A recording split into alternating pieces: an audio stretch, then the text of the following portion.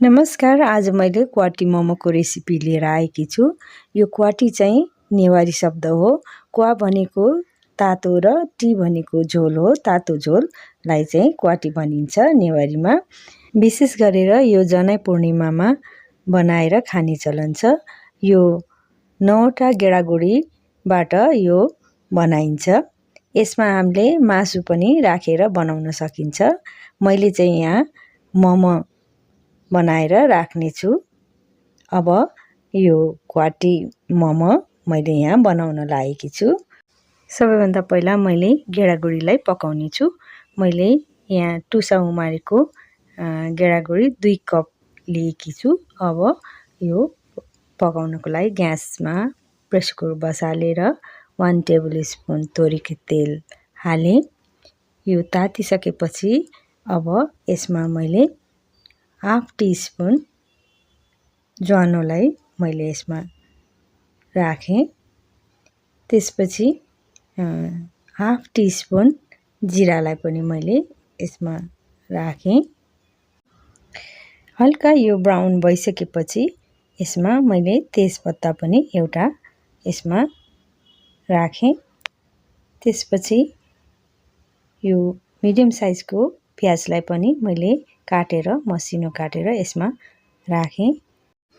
अब यसलाई राम्रोसँग चलाएर यो प्याजलाई हल्का ब्राउन हुन दिनुपर्छ।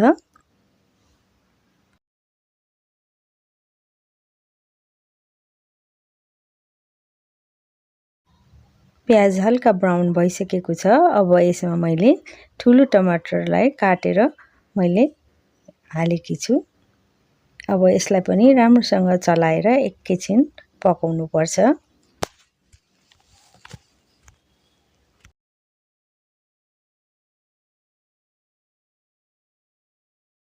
टमाटरलाई पनि एकछिन पकाइसकेपछि अब यसमा अदुवा लसुन पेस्ट 1 टेबल स्पुन मैले यसमा राखेँ। जिरा पाउडर 1 टिस्पुन राख्ने। त्यसपछि धनिया पाउडर पनि 1 टिस्पुन राख्ने। यसरी हाफ टिस्पुन बेसारलाई पनि मैले यसमा राखेँ। यसरी बेसार राखिसकेपछि यसलाई एकैछिन चलाइदिने र गेडागुडीलाई पनि यसमा राखेर राम्रोसँग यसलाई चलाइदिनुपर्छ। एकैछिन यसलाई भुट्नुपर्छ।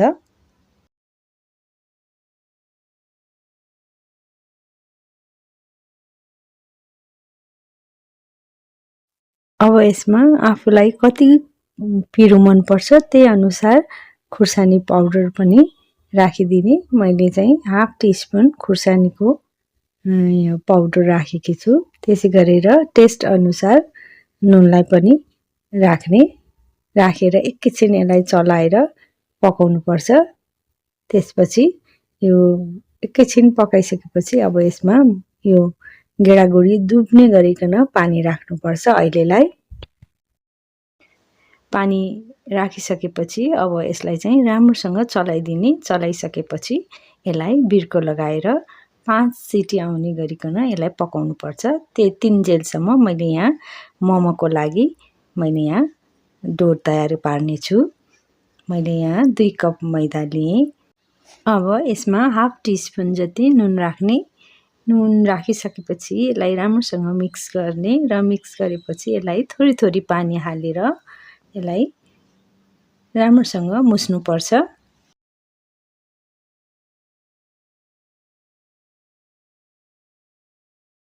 यो मोमोको डोलाई चाहिँ हामीले रोटी पकाउने डो जस्तै गरेर हामीले मुस्नुपर्छ। हेर्नुहोस् त यो तयार भइसकेको छ राम्रोसँग मुछेर। अब यसलाई चाहिँ हामीले 10 मिनट जति यसलाई छोपेर हामीले यसलाई रेस्टमा राख्नुपर्छ। अब मैले चाहिँ यो मोमोको फिलिङ चाहिँ तयार पार्नेछु। यसको लागि मैले यहाँ हाफ केजी बफ किमा लिएकी छु। यसै गरेर स्वाद अनुसार नुन, हाफ टिस्पुन खुर्सानीको धुलो, हाफ टिस्पुन जिराको धुलो, हाफ टिस्पुन धनिया पाउडर, त्यसै गरेर हाफ टिस्पुन बेसार, त्यसपछि मोमो मसला 1 टेबल स्पुन, मसिनो गरेको धनियाँ र 2टा मिडियम साइजको प्याजलाई मसिनो गरेको र 1 टेबल स्पुन अदुवा र लसुन पेस्ट। अब यो किमामा मैले यहाँ नुन हालेँ र त्यसै गरेर मसिनो काटेको प्याजलाई पनि हालेँ र यो खुर्सानी पाउडर, जिरा धनियाँ पाउडरलाई पनि यसमा राखेँ। त्यसपछि मैले यहाँ बेसारलाई पनि राखेँ र मोमो मसलालाई पनि यसमा राखेँ। त्यसपछि अदुवा लसुन पेस्ट पनि राख्ने र धनियाँलाई पनि राखेर यसलाई राम्रोसँग यो मिक्स गर्नुपर्छ।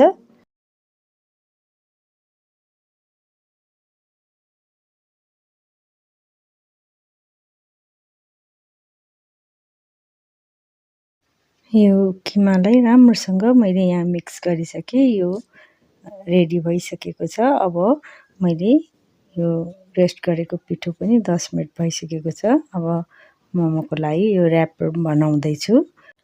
अब यो पिठोलाई चाहिँ सानो डल्लो बनाउने। यसरी आफूलाई अब कत्रो चाहिन्छ त्यही अनुसार यो डल्लो बनाउने। यसरी बनाइसकेपछि अब मैले यहाँ यो डोलाई चाहिँ यसरी बेल्दैछु।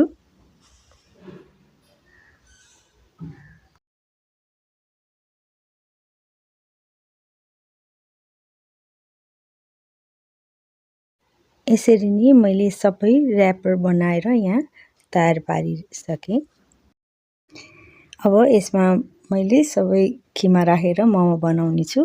हेर्नुहोस् त यो किमा मैले यसमा राखिसकेपछि यसलाई बिस्तारै फोल्ड गर्दै लैजानुपर्छ। यसरी फोल्ड गरेर हाम्रो यो मोमो सबै रेडी भइसकेको छ।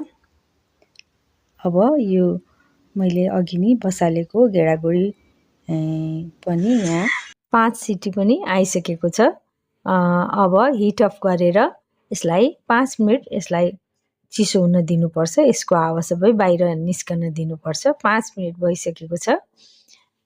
हेर्नुहोस् त हाम्रो यो गेडागुडी यो राम्रोसँग यो पाकिसकेको छ।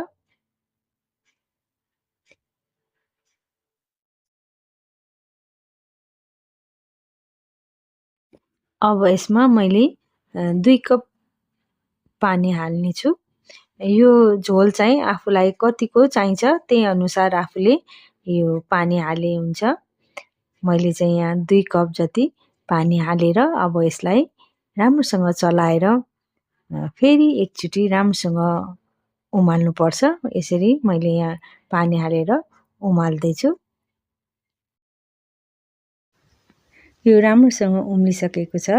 मैले अघि नै रेडी गरेको मोमो अब यो क्वाटीभित्र एउटा गरेर बिस्तारै राख्ने।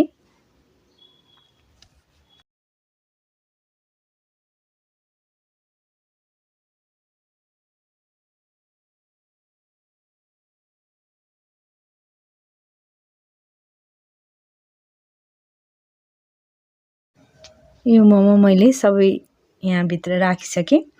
अब यसलाई छोपेर 10 मिनट जति यसलाई पकाउनुपर्छ।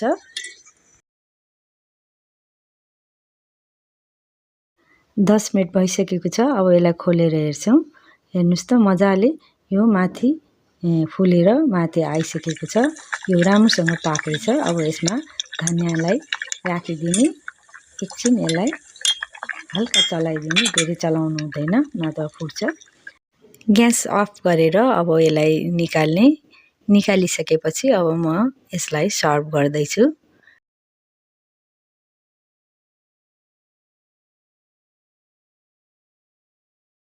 अब यसमाथि मैले यहाँ हरियो धनियाँलाई पनि माथिबाट राखिदिएँ। अब यो चाहिँ क्वाटी मोमो रेडी भइसकेको छ।